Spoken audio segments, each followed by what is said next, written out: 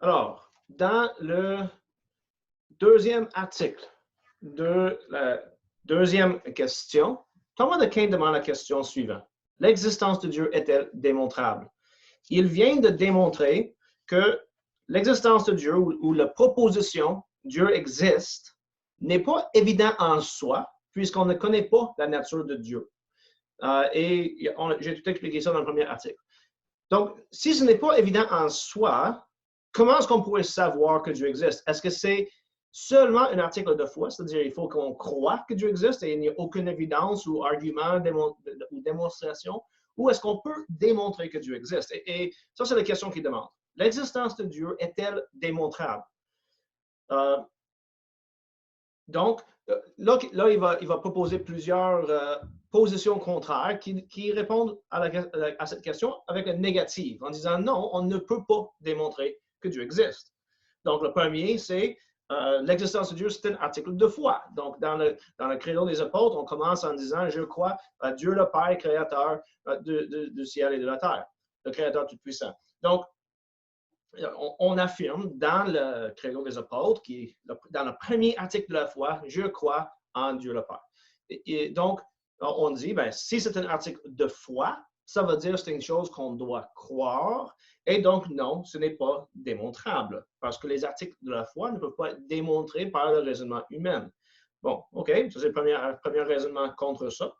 C'est quelque chose qu'on doit croire, pas quelque chose qu'on peut démontrer. Le deuxième, c'est un peu plus technique. Et il va regarder la nature d'un syllogisme avec un argument et le terme moyen qui se trouve dans les deux prémices. Et il dit, le moyen terme d'une démonstration se prend de la nature du sujet, de ce qu'il est. Donc, pour le moyen terme, il faut avoir la nature de la chose en question. Et il dit, or, nous ne pouvons pas savoir de Dieu ce qu'il est, mais seulement ce qu'il n'est pas. Ainsi, donc, comme l'affirme Jean Damascène.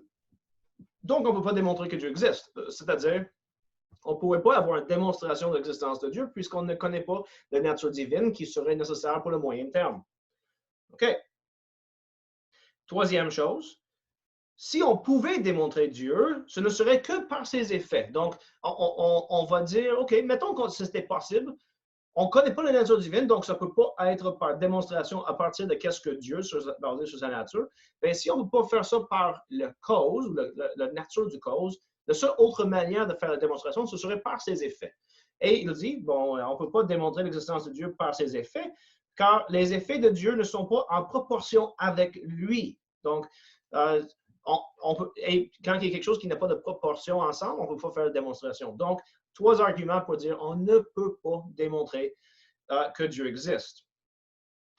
Thomas d'Aquin, pour son autorité, parce qu'il va donner son cède contrat, et pour dire que ces trois arguments doivent avoir tort, parce qu'il présente une autorité des Écritures.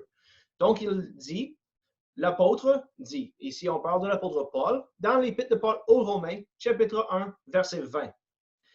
Les perfections invisibles de Dieu sont rendues visibles à l'intelligence par le moyen de ses œuvres. Il dit, or, cela ne sera point si par ses œuvres on ne pouvait démontrer l'existence de Dieu, car la première chose à concevoir au sujet de naître, n'est-ce pas, qu'il soit. Là, on va peut-être prendre un peu plus longtemps dans cette capsule sur la question 2, parce que je veux faire deux choses. Je veux, oui, faire un petit commentaire sur l'article, puis regarder comment il développe son réponse à la question « Est-ce qu'on peut démontrer l'existence de Dieu? » Mais je veux aussi prendre du temps à regarder l'autorité que lui, il présente, sur laquelle il base sa réponse, on pourrait dire. Donc, l'autorité qu'il présente, c'est Paul, dans l'épître de Paul aux Romains, chapitre 1, verset 20, où est-ce qu'il affirme que ce qu'on peut connaître de Dieu est manifeste pour eux, le « eux » qui est ici, c'est les païens, c'est manifeste pour eux, ou c'est évident, lorsqu'ils le considèrent dans les choses que Dieu a fait, dans la création. C'est quoi aussi qui est évident? Bien, dans le texte, il parle de la puissance éternelle de Dieu et de sa divinité. Bon.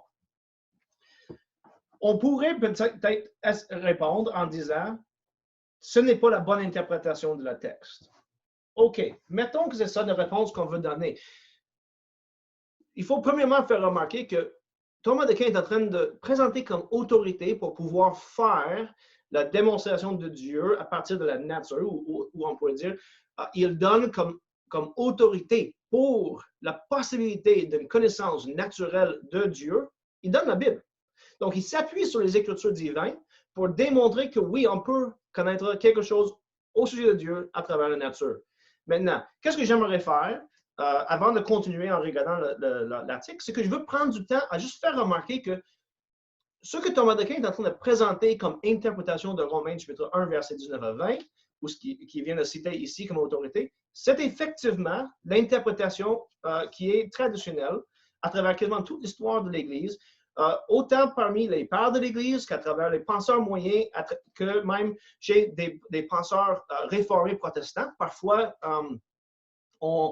les protestants sont présentés comme étant des personnes qui nient la révélation naturelle ou la théologie naturelle. Ils disent que c'est impossible. Et c'est vrai qu'il y en a certains protestants qui font ça, notamment les écoles qui sont liées à Karl Barth et les écoles qui sont liées avec Cornelius Van Til. Le deuxième, Van Til, ça s'appelle les présuppositionnalistes. Et Karl Barth, des Barthiens.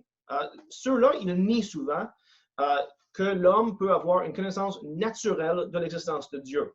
Okay? Que ce n'est pas possible de démontrer l'existence de Dieu.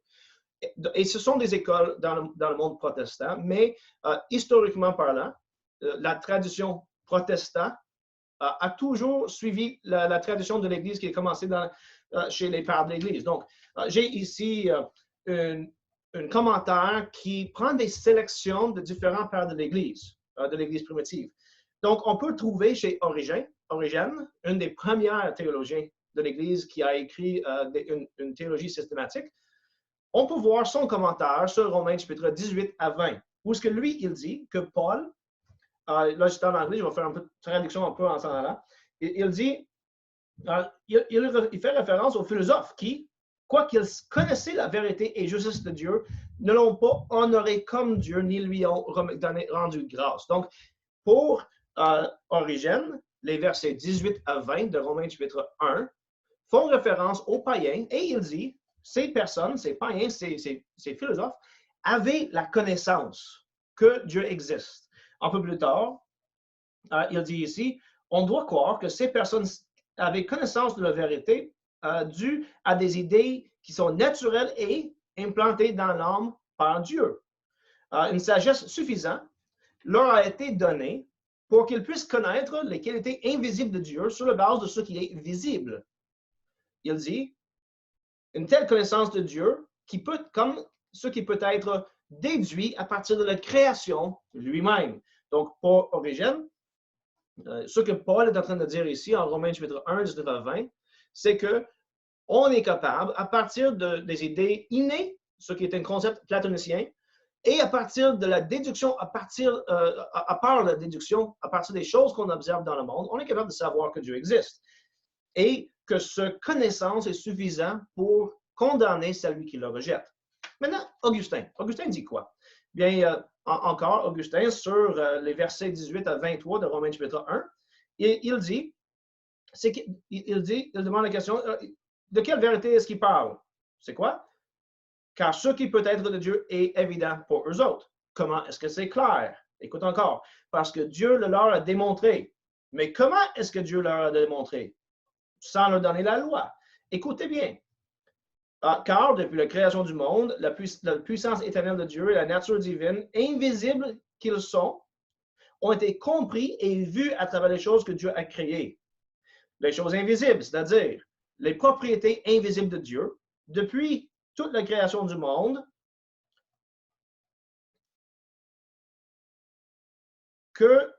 à partir du temps que Dieu a créé le monde, c'est-à-dire ou a établi le monde, il dit, ont été compris et vus à travers les choses que Dieu a faites, c'est-à-dire ces choses invisibles ont été vues et compris à travers les choses visibles. Là, il va demander la question, comment est-ce qu'ils ont connu Dieu? À partir des choses que Dieu a faites. Et là, il dit, demande à la beauté de la terre, demande à la beauté du mer, demande à la beauté de l'air, demande à la beauté du ciel, l'ordre des étoiles, demande le soleil qui illumine le jour, la lune qui enlève la noirceur de la nuit. Puis là, il passe à travers toutes ces choses. Puis il dit même dans l'être humain, il dit les philosophes ont investigué les réalités duelles du corps et de l'esprit dans l'être humain. Et il dit, vers la fin, à travers ces choses qui ont été faites, ils sont arrivés à reconnaître leur Créateur. Donc, pour Augustin, ce que Paul est en train de dire en Romains chapitre 1, 19 à 20, c'est que l'homme, l'être humain, autant les païens, les philosophes, étaient capables de savoir que Dieu existe en regardant la création ou tout l'univers sensible, y compris eux-mêmes. Ils étaient capables donc d'avoir une connaissance de l'existence de Dieu, de sa puissance et de sa nature. Jean Chrysostome. Jean Chrysostome est souvent présenté comme un des prédicateurs les plus importants chez les pères. Le mot Chrysostome signifie bouche d'or, c'est-à-dire il était un orateur exceptionnel. Il pense quoi, Jean Chrysostome, sur Romains chapitre 1, 19 à 20? Paul dit, ce qui peut être connu sur Dieu est évident à eux. Comment est-ce que c'est évident? Est-ce que Dieu leur a envoyé une voix d'en haut? Pas du tout. Au contraire, Paul introduit la création lui-même dans l'argument. Ce qui pourrait les amener à Dieu plus effectivement, plus efficacement qu'une voix. À travers la création, les sages et les ignorants, les Scythiens et les barbares sont capables, pas juste étaient, sont capables de monter vers Dieu, apprendre de Dieu à travers la beauté des choses visibles. Il dit à la fin de ça, et pourtant, Dieu ne les a pas créées ces choses pour les rendre coupables, même si ça c'est un des résultats. Dieu a mis une telle grande leçon devant les païens pour qu'ils pouvaient arriver à le connaître, non pour les dépriver d'une excuse dans leur faute.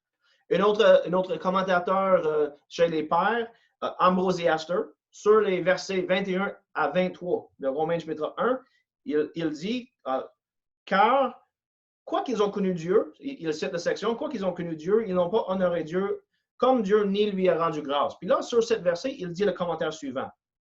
Ils n'étaient pas déprivés de toute la connaissance de Dieu, puisqu'ils ont professé que toutes les choses au ciel, sur la terre et dans le monde ont une origine et que Dieu seul détermine leur propriété et fonction. Donc, nous voyons, je vous ai donné des citations d'au moins trois des théologiens les plus importants, des patristiques,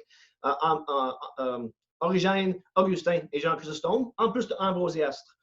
Chacun de ces penseurs, qui sont extrêmement importants pour la théologie chrétienne, interprète Romains chapitre 1, 19 à 20, comme disant que Dieu, son existence, sa puissance, son éternité, sa nature divine, et peut être connu par le païen à travers la nature. C'est quelque chose qui est évident pour lui. Est-ce que c'est juste quelque chose que, bon, seulement les pères de l'Église croyaient? Bien, j'aimerais aussi vous présenter d'autres commentateurs, commençant avec Martin Luther. Donc, Martin Luther, dans son commentaire sur Romains, donc ici, j'ai son commentaire sur Romains, chapitre 1, les versets 18 à 20, il dit ceci. Premièrement, il parle de la condition morale des païens. L'apôtre a, dans son esprit, premièrement, les sages et puissants de ce monde. Donc, ceux qui sont sujets de ces versets, ce sont les personnes dans le monde qui sont des païens, qui sont intelligentes ou puissants. De quoi il parle ici? Il dit, et je vais traduire ici, ça c'est une traduction anglaise de son commentaire, sur le verset 1, sur le chapitre 1, verset 19, il dit, ici, l'apôtre parle de la connaissance naturelle de Dieu. OK?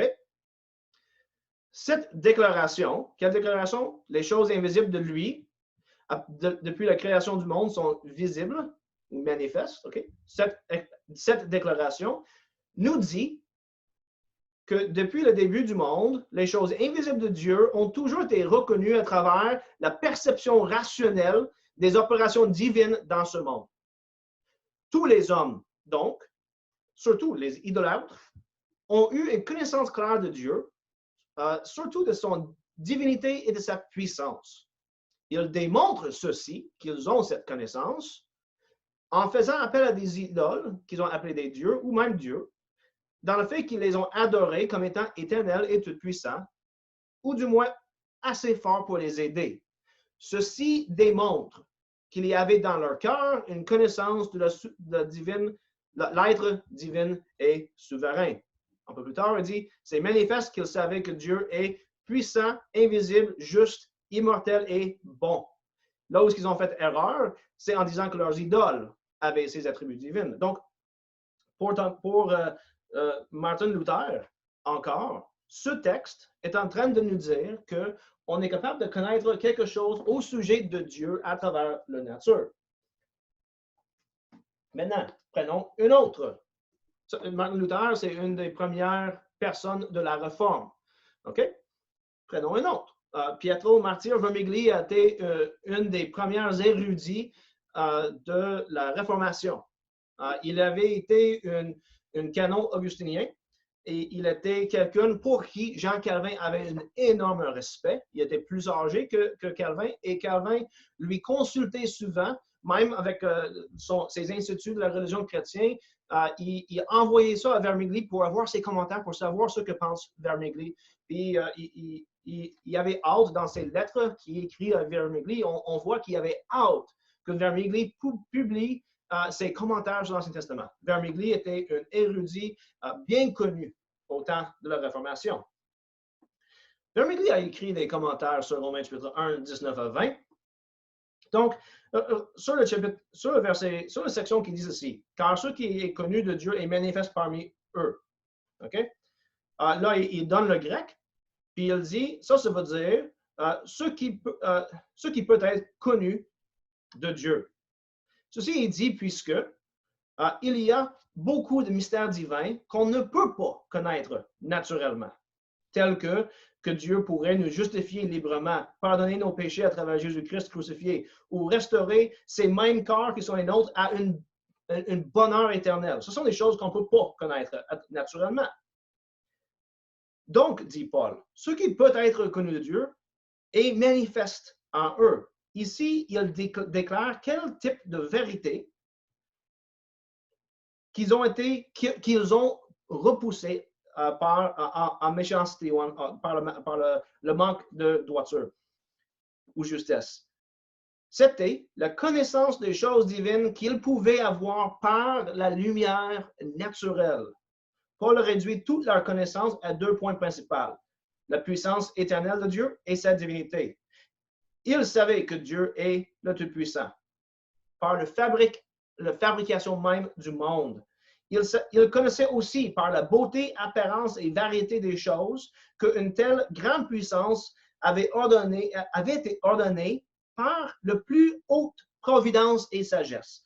En plus, l'utilité des choses créées leur a enseigné le majesté divin, qui consiste surtout dans le fait d'agir bien envers tout.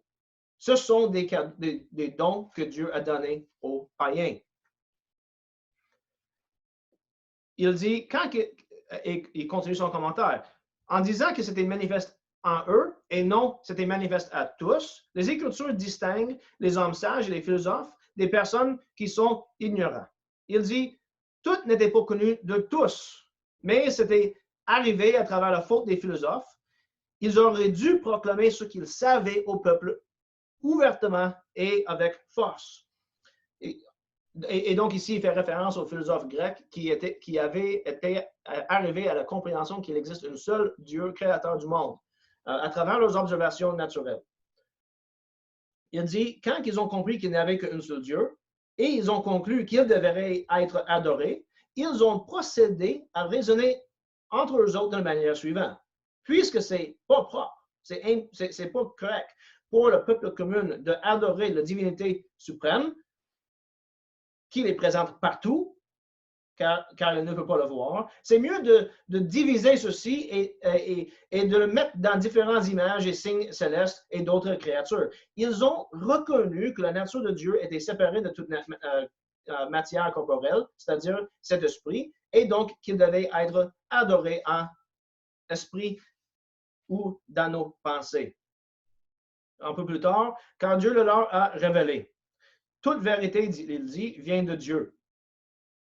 Comment est-ce que ça vient de Dieu? Bien, ces idées de Dieu sont naturellement innées en nous et qui sont confirmées et raffinées par l'observation des choses créées. Ces vérités de Aristote ou de Platon, on voit qu'il dit qu'on trouve ces vérités chez Aristote et Platon. Chez les philosophes de nature, il cite aussi Galen, etc. Donc, pour Vermigli, encore, Romains chapitre 1, 19 à 20, est en train d'enseigner clairement que l'homme est capable de connaître quelque chose au sujet de Dieu à partir de la nature, mais ce n'est pas suffisant à sauver. Je veux aussi regarder quelques confessions réformés ou protestants qui ont été écrits très tôt. Donc, premièrement, la confession française ou la confession Gallica. Cette confession a été rédigée par un groupe d'érudits de Genève, et entre autres Jean Calvin et Jérôme Zanchi. Okay? Donc, on a ici une idée de ce que pensaient les premiers réformateurs. On a déjà vu Luther, on a vu Vermigli. Voyons qu'est-ce que pensent Calvin et Zanchi concernant comment interpréter Romains chapitre 1. Donc, la confession française de la foi, article 2. Ce Dieu se manifeste-t-il aux hommes? Il y a une petite note ici qui nous réfère à, grande surprise, Romains chapitre 1, verset 20. Ce Dieu se manifeste-t-il aux hommes? Premièrement, par ses œuvres, tant par la création que par la conservation et conduite de ceux-ci. Secondement, et plus clairement, par sa parole. Donc, Calvin, Zanchi, les grands penseurs de la Réforme qui étaient à Genève, qui ont rédigé la confession française de la foi, qui a été par la suite acceptée au concile de La Rochelle, okay? Puis par la suite, c'était appelé la confession de Rochelle. Donc, c'était accepté dans les années 1559, plus ou moins. Cette confession affirme très clairement que la manière dont on devrait interpréter Romains chapitre 1, 19 à 20, c'est de le comprendre comme disant que Dieu s'est révélé aux hommes dans la création. Est-ce que c'est le seul? Non. Une des confessions très importantes du mouvement réformé, c'est ce qu'on appelle la confession belgique. Dans la confession belgique, on demande la question, de quelle manière est-ce que Dieu nous est révélé? Je vais vous lire de la version française. Nous le connaissons par deux moyens. Premièrement, par la création, conservation et gouvernement du monde universel. D'autant que c'est devant nos yeux comme un beau livre auquel toute créature, petite et grande, servent de lettres pour nous faire contempler les choses invisibles de Dieu, savoir sa puissance éternelle et sa divinité. Notez bien qu'est-ce qu'il dit, notez bien l'autorité sur laquelle il s'appuie pour ces affirmations. Comme dit l'apôtre Saint Paul, Romains chapitre 1, 20. Toutes lesquelles choses sont suffisantes pour convaincre les hommes et les rendre inexcusables. Donc, encore ici, dans la confession belgique, une des confessions les plus importantes qui est sortie de la Réforme, on affirme très clairement que la manière dont on doit interpréter Romains 1, 19 à 20, c'est de le comprendre comme enseignant que, oui, les païens, les hommes de ce monde sont capables de savoir que Dieu existe en regardant la création. Maintenant, je vais juste regarder une dernière confession, la confession Westminster. Donc, la confession Westminster, c'est souvent vu comme étant quasiment le standard des confessions réformées. Qu'est-ce qu'il dit? Premier chapitre. Là, je vais faire une traduction à partir de l'anglais. C'est aussi en latin. Quoique la lumière de la nature et les œuvres de la création et providence manifestent la bonté, sagesse et puissance de Dieu tellement clairement que les hommes sont laissés sans excuse. Peut-être notre bonne page. C'est quel verset qui donne comme preuve de cette affirmation? Romains chapitre 2, 14 à 15. Romains chapitre 1, 19 à 20. Psaume 19, 1 à 3. Romains chapitre 1, 32 et 2, 1. Ce sont des versets qui sont normalement présentés par les théologiens chrétiens pour démontrer qu'on est capable de savoir quelque chose au sujet de Dieu à travers nos réflexions et nos observations concernant la nature. Il continue, ces choses ne sont pas suffisantes pour donner cette connaissance de Dieu et de sa volonté qui est nécessaire pour le salut. Donc, Dieu s'est révélé d'une autre manière. Une chose est très claire ici.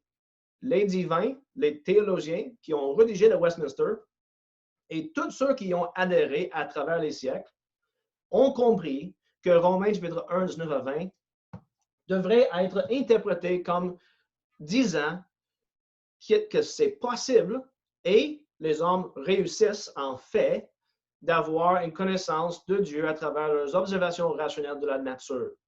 En fait, comme la plupart des théologiens font remarquer à travers l'histoire, quand ils interprètent ces versets, le fait que l'homme est capable et en fait réussit jusqu'à un certain point à savoir que Dieu existe par ses observations rationnelles de la nature, c'est ce fait qui est la source ou la raison pour laquelle on peut dire que Dieu est juste quand il juge ces personnes. Je veux remarquer, comme si je n'ai pas fait assez, juste remarquer quelques autres théologiens réformés importants. Donc, Charles Hodge, on peut avoir son commentaire sur Romains en français. Je l'ai la version en anglais là-bas aussi. Qu'est-ce qu'il dit, lui, sur Romains chapitre 1, 19 à 20? Premier point ici. Le but de l'apôtre étant de prouver que les gentils, les païens, peuvent être avec justice accusés d'impiété. Il commence par montrer qu'ils ne peuvent alléguer l'excuse d'ignorance, puisque tous les hommes ont reçu une révélation suffisante de la divinité. Là, il va parler de différentes choses.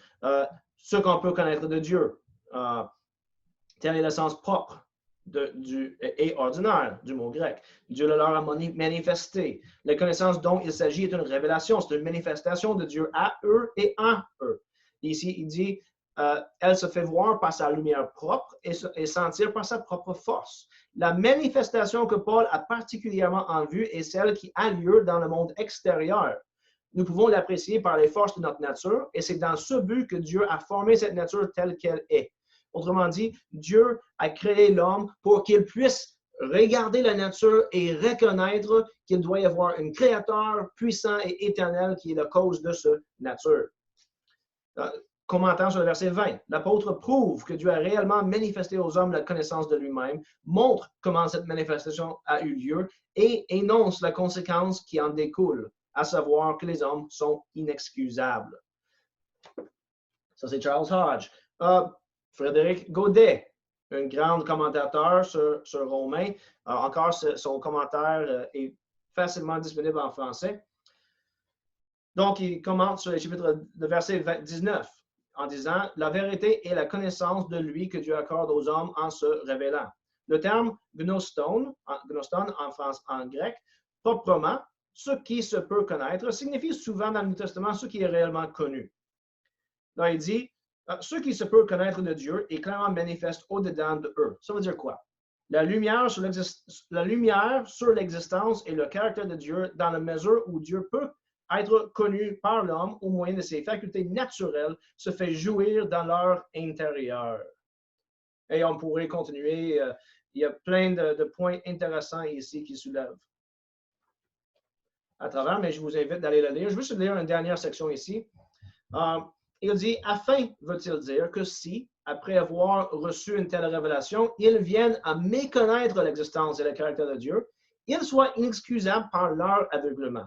Le premier but du Créateur, et notez-le bien, ça c'est une approche à ce verset qu'on trouve dès le début des premières pères de l'Église jusqu'à lui, et encore aujourd'hui. Le premier but du Créateur a été de se faire connaître à sa créature. Mais si, par sa propre faute, l'homme vient à éteindre cette lumière, il ne doit pas pouvoir accuser Dieu des ténèbres dans lesquelles il se trouve ensuite plongé. C'était quoi le but de cette révélation? Que l'homme puisse connaître Dieu. Si l'homme, le reconnaissant, le rejette et s'en va dans les ténèbres, c'est sa faute, non la faute de Dieu qui s'est révélé. Je veux juste faire remarquer, là j'ai regardé des commentateurs sur Romains plus vieux. Là, je veux juste faire remarquer deux commentateurs plus contemporaine. Donc, ici, nous avons John Murray. John Murray était un théologien important qui a passé une bonne partie de sa vie à Westminster Theological Seminary à Philadelphie, okay, en Pennsylvanie. Il était un collègue de Cornelius Van Til. Donc, je vous ai mentionné tantôt dans cette présentation que une des écoles protestantes qui rejette la révélation, la connaissance naturelle de Dieu qui peut être obtenue par le païen, c'est la position présuppositionnaliste, bien, qui a commencé surtout avec Cornelius Van Til. Bien, son collègue, John Murray, qui a écrit la première édition de commentaires sur Romains dans le New International Commentary on the New Testament, c'est quoi qu'il dit, lui, à propos de Romains, chapitre 1, 19 à 20? Il dit ceci. Ces choses invisibles de lui sont les attributs invisibles. En disant qu'ils sont invisibles, référence est faite au fait qu'ils ne sont pas perçus par les sens. Mais quand on dit en même temps qu'ils sont visibles ou manifestes, ceci est un oxymoron. C'est comme si on propose une chose, puis après ça, on dit l'inverse, pour indiquer que ce qui est imperceptible par les sens est qu'elle-même clairement vu par la conception mentale.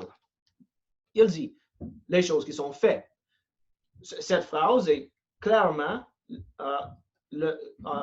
que les choses créées sont des choses qui sont observables par nos sens. Les choses qui sont faites font référence aux sources à partir duquel notre perception des choses invisibles est dérivée. Et ce n'est pas nécessaire de penser ici d'une répétition virtuelle. Donc, quand on dit des choses qui sont faites, on est en train de dire, selon Murray, que la source de notre connaissance des choses invisibles de Dieu, c'est les choses qui sont visibles, les choses qui sont créées. Les choses invisibles fait référence au début de la phrase. C'est maintenant clair que ça fait référence maintenant à la puissance éternelle et la divinité de Dieu. Okay? L'implication ici est que l'éternité de Dieu, aussi bien que l'éternité de sa puissance, sont en vue. Quand on parle de divinité dans le générique, comme distingué de la puissance, qui est spécifique, ce terme reflète sur toutes les perfections de Dieu et dans les paroles de Meyer, la totalité de ce que Dieu est comme un être qui possède les attributs divins. Donc, divinité ne fait pas référence à un seul attribut divin, il dit, mais à la somme de toutes les perfections invisibles qui caractérisent Dieu. Et voilà les paroles maintenant de Murray. On ne doit pas diminuer ce qu'enseigne l'apôtre dans ce passage. C'est une déclaration claire à l'effet que la création visible, comme étant la création de Dieu, rend manifeste les perfections invisibles de Dieu comme son créateur. Qu'à partir de ces choses qui sont perceptibles au sens, la connaissance des perfections invisibles est dérivée. Le mot dérivé, on parle d'inférence. On parle des choses qui sont sensibles pour arriver à la connaissance des choses par dérivation de choses qui sont invisibles. Et il dit, et donc, une appréhension claire des perfections de Dieu peut être obtenue à partir de son création observable. Le phénomène dévoile le noumen. Okay? Ça, c'est des termes un peu kantiens. On parle de phénomène, c'est ce qui est visible. Le noumen, c'est ce qu'on ne peut pas observer. Donc, la chose qui est observable, qui se présente au sens présente, dévoile, la chose qui n'est pas vue. De quoi? De la perfection transcendante de Dieu et sa divinité. Ce n'est qu'une autre manière de dire que Dieu a laissé des empreintes de sa gloire dans toute sa création et que ce gloire nous est manifeste. Il continue un peu son commentaire sur ce chapitre, puis à la fin, il demande une question très intéressante que ça vaut la peine de remarquer, surtout voyant le fait qu'il était associé et collègue aux mêmes écoles que Cornelius Van Til. Il dit, la question devrait être soulevée, par exemple, de si cette connaissance peut être conçue comme appartenant aux êtres humains dans un état de dégénérance ou si cette connaissance qui était possédée est maintenant perdue. Donc, l'idée, c'est est-ce que c'était une connaissance qui était tenue ou qui était appropriée par des êtres humains depuis la chute ou seulement avant la chute, mais qui est maintenant perdue dans la chute. Donc, ils l'ont plus depuis la chute. Il dit qu'il y a quelques considérations qu'on pourrait présenter pour dire que c'était avant la chute. Mais il y a des raisons puissantes pour penser que la connaissance qui est mentionnée ici n'est pas seulement celle d'un état plus tôt dans la carrière humaine. Et il va donner ici, je ne vous dirai pas toutes, mais il donne 4 raisons très importantes. Et après ça, il donne 4 choses qu'on peut ressortir de le texte dans Romains chapitre 1. Les hommes les plus déchus parce qu'ils ont abandonné Dieu, ne sont pas donc sans la connaissance de Dieu et de ses jugements justes. Cette connaissance ne peut pas en elle-même empêcher ces gens de faire le péché dont ils savent que le jugement de Dieu est le résultat et qui donne la mort. La connaissance de la justice de Dieu ne crée pas, malheureusement, une haine de péché, ni est-ce que ça crée la disposition de vouloir s'en repentir. Donc, pour John Murray, non seulement est-ce que Romains chapitre 1, 19, 20 parle de la connaissance qu'on peut avoir de Dieu, sa puissance et de sa nature, mais ça parle aussi de la connaissance qu'on peut avoir de la justice de Dieu, de ce qui nous est demandé. Donc, on parle ici de la loi naturelle. Bon, un des commentateurs contemporains qui est souvent vu comme le plus important, une sommité mondiale sur Romains, c'est Douglas Moo. Ça, c'est son commentaire. Ce commentaire ici a remplacé celle de John Murray dans le série New International Commentary of the New Testament.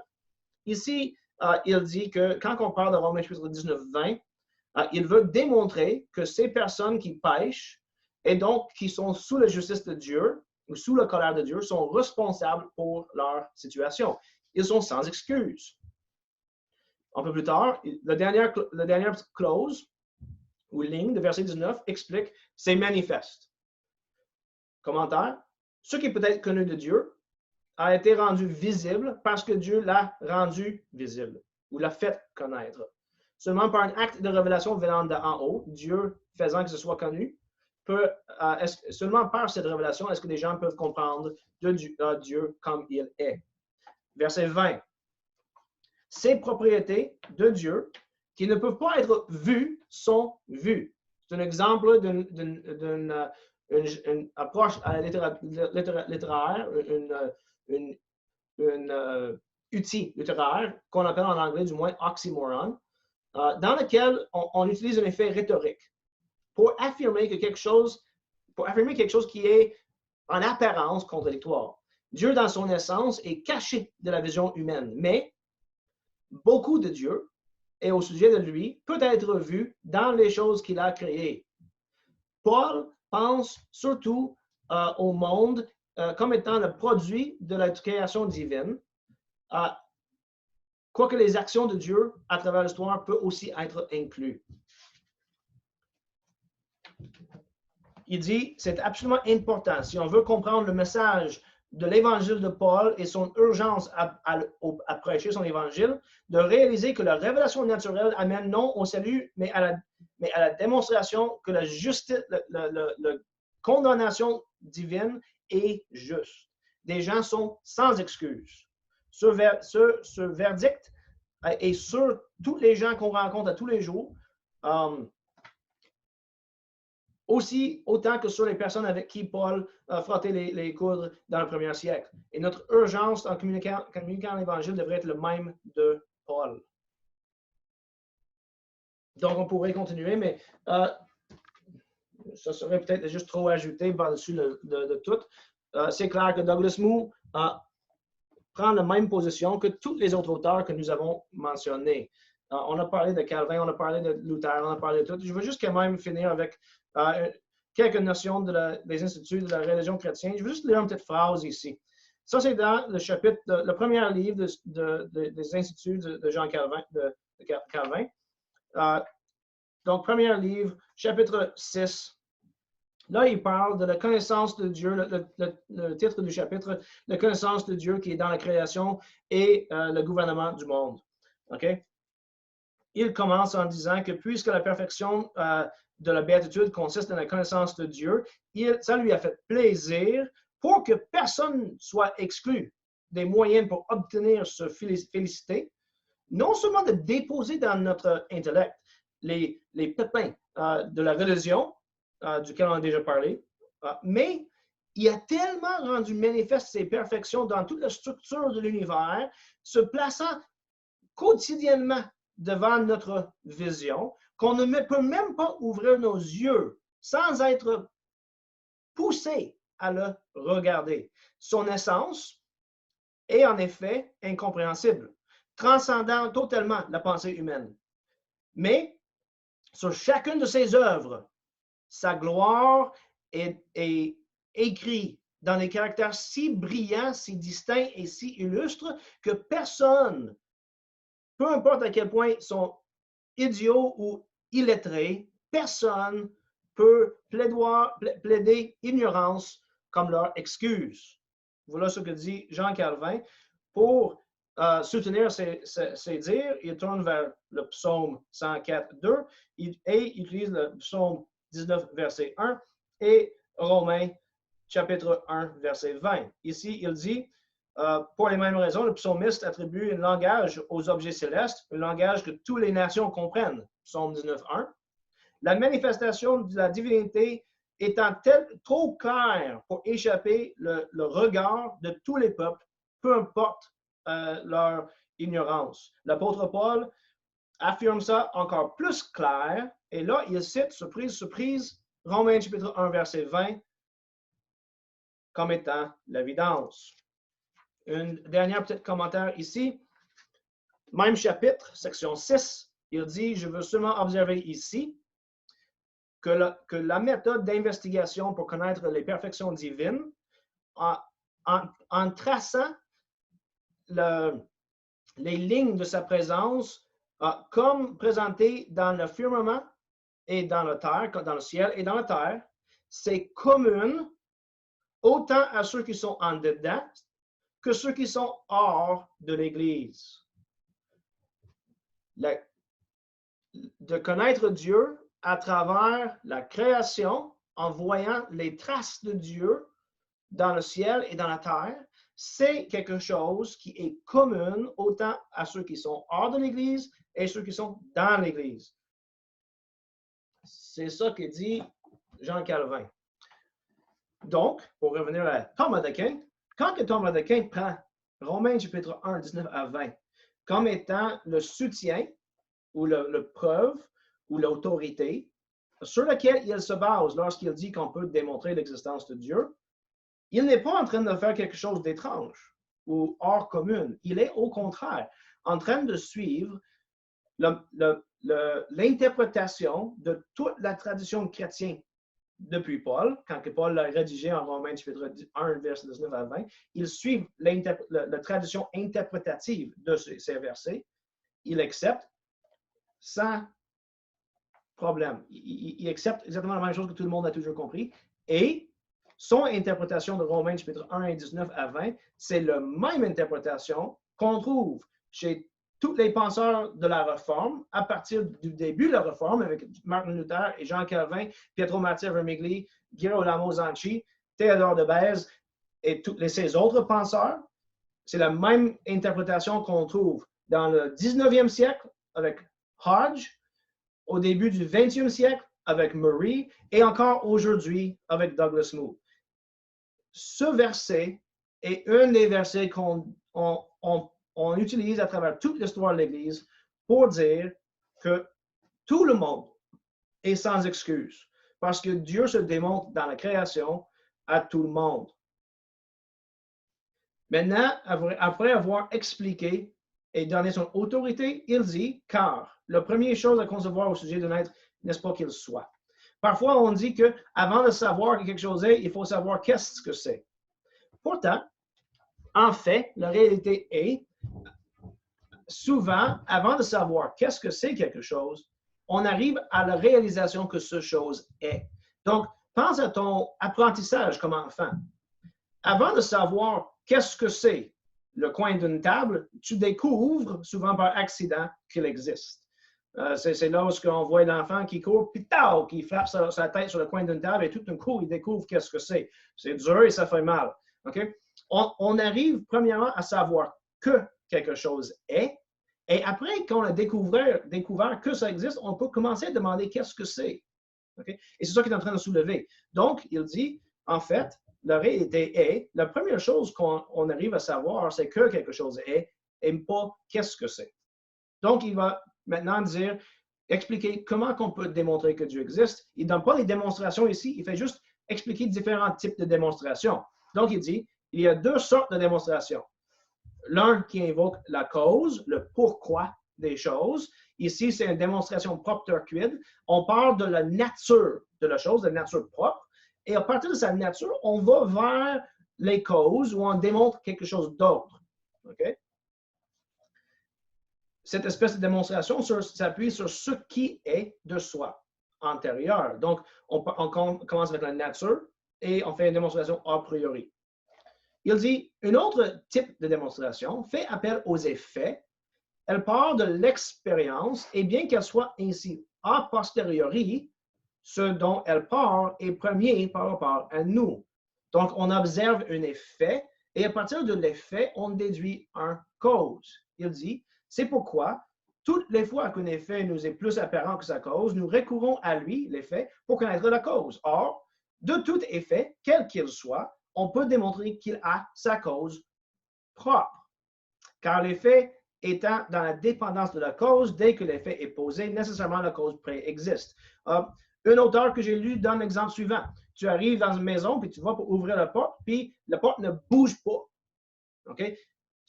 À partir du fait que la porte ne bouge pas, tu déduis quelque chose. Il y a une cause qui empêche la porte de bouger. Mettons que c'est chez toi. Tu arrives chez toi, puis normalement, tu mets ta clé dedans, la porte déborde, tu vas entendre la porte qui déborde. Là, tu t'en vas pour rentrer, puis la porte bouge légèrement, fait que tu sais que la porte est effectivement débarrée, mais pour une raison, il n'ouvre pas. On déduit quelque chose. C'est quelque chose de très simple. Il y a quelque chose qui empêche la porte d'ouvrir. Est-ce qu'on sait c'est quoi? Non. On n'a aucune espèce d'idée c'est quoi. Peut-être que c'est une chum de gars qui est arrivé avant toi puis il te joue une tour. Peut-être que tu as un meuble qui, pour une raison ou une autre, a tombé devant la porte. Peut-être que une paire de souliers, quand tu es parti, ça a tombé là, puis là, ça t'empêche d'ouvrir la porte. Peu importe, tu ne sais pas c'est quoi. La porte n'ouvre pas. Et donc, tu es capable de déduire qu'il y a donc une cause qui produit l'effet du porte qui n'ouvre pas. On déduit la cause à partir de l'effet. On n'est peut-être pas capable de déduire grand-chose. Mettons que tu donnes un deuxième coup, puis ça ouvre, puis un peu plus, puis là, ça ouvre un peu plus, bien, tu peux déduire certaines choses. Tu peux, mettons, déduire que c'est pas un être rationnel là, qui est en train de t'empêcher, c'est peut-être plutôt, puisque c'est surtout le bas du porte qui a la misère de s'ouvrir, c'est peut-être quelque chose qui est coincé en bas. Si tu vois qu'à chaque fois que tu donnes un poussée sur la porte, tu as cette pression de l'envers, puis ça te renvoie à la porte, ben, tu vas peut-être déduire qu'il y a quelqu'un en arrière. Peut-être qu'il y a une fenêtre brouillée, puis tu vois une figure de l'autre côté. Fait que tu déduis que c'est un être rationnel, peut-être un ami, peut-être un ennemi, peu importe, qui t'empêche d'ouvrir la porte. Donc, à partir des différents effets, on déduit la cause. Puis, de plus en plus qu'on connaît des aspects de l'effet, le plus qu'on est capable de connaître quelque chose du cause. C'est un peu ça que Thomas d'Aquin est en train de présenter ici. Et donc, il s'ensuit que l'existence de Dieu, selon qu'à notre regard, elle n'est pas évidente, peut être démontrée par ses effets qui sont de nous connus. On reconnaît les effets de Dieu, les choses qu'il a créées, et à partir de ces effets, on est capable de déduire que Dieu existe. Là, après ça, il va répondre aux positions contraires. À la première qui était que l'existence de Dieu est un article de foi, donc on a seulement besoin de la croire. Il va répliquer que, selon l'apôtre, Romains 1, 19 à 20, il y a certaines choses qu'on peut savoir qui sont, il dit ici, des vérités préliminaires. Le mot grec, c'est préambula. Et c'est des choses, ce que ça signifie, c'est qu'il y a des choses qui précèdent les articles de la foi, que oui, effectivement, on peut les croire, mais qui sont présupposées par la foi. Il dit, en effet, la foi présuppose la connaissance naturelle.